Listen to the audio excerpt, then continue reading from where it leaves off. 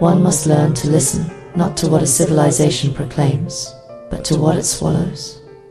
For what is permitted to be said, to be shown, to be performed, this is not freedom, but digestion.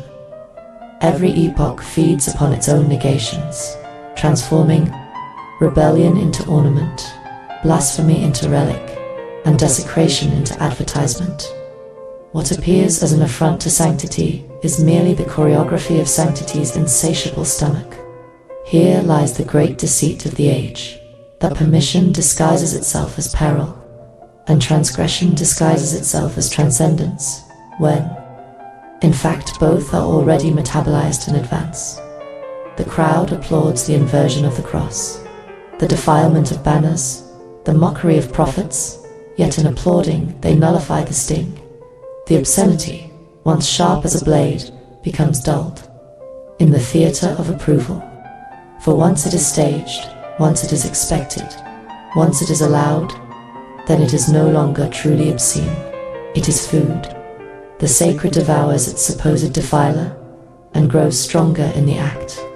For nothing is more intoxicating to power than to prove that.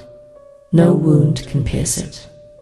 The system feeds upon the venom offered by its enemies and thrives precisely by digesting the poison.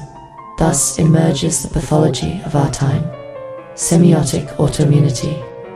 An ideology inoculates itself by staging its own negation. It builds altars not only to its gods, but also to its own blasphemies, enshrining rebellion as ritual, rebellion as theater, rebellion as proof of its invincibility. The rebel believes. He strikes a wound, yet in truth he participates in a rite. He is priest in disguise, carrying out the liturgy of a faith so colossal it can choreograph its own denial. Observe the paradox. The ideology that absorbs its own contradictions becomes indistinguishable from those contradictions. It is no longer a structure of belief but an appetite, a mouth without end. What it condemns, it consumes. What it celebrates, it consumes.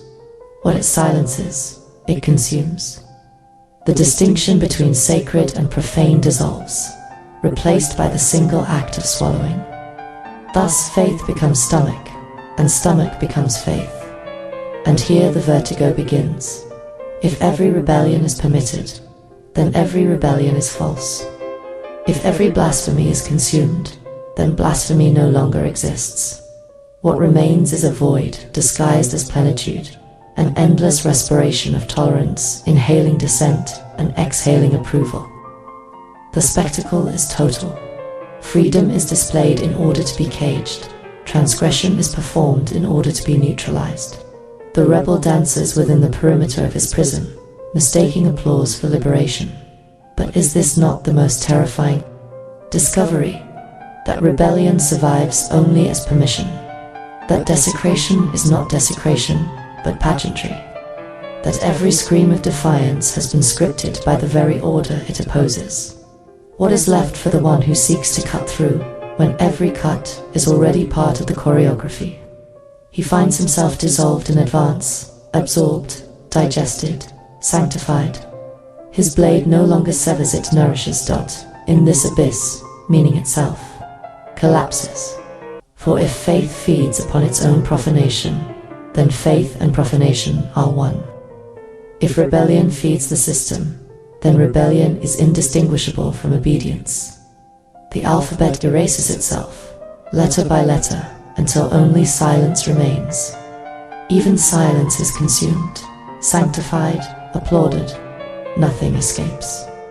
Everything is metabolized, and so the rebel is revealed not as hero, but as officiant, performing rites for a faith beyond faith, a faith so omnivorous that even its own negations are sacraments. This is the theology of digestion, a God who feeds, not upon offerings, but upon the act of offering itself. And in confronting this God, one feels not liberation, but vertigo, collapse not of belief, but of the very possibility of belief.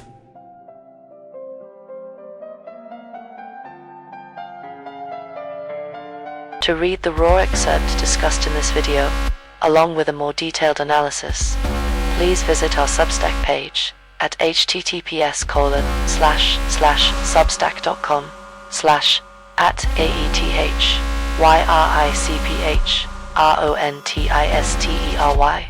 Link in bio.